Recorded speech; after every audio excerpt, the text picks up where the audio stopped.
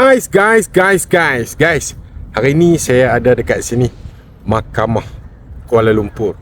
Guys, dekat mahkamah ni lah tempat yang kita akan diadili sekiranya dianiaya.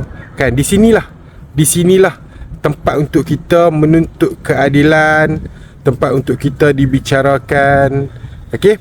Cuma saya nak pesan, jika kita menganiaya, kita menzalimi ataupun kita memfitnah seseorang, okey, guys, ingat, dekat sini nanti kalau hampa buat macam tu, hampa takkan boleh nak menjawab.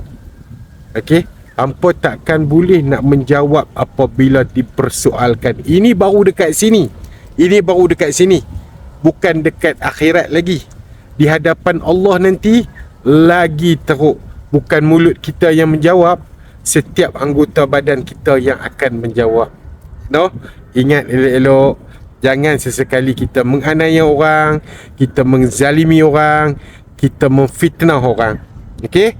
Yang penting guys, saya nak beritahu, abah kita Tan Sri Muhyiddin Yassin, beliau tetap senyum, tetap tenang. InsyaAllah Allah bersama hamba-hambanya yang benar.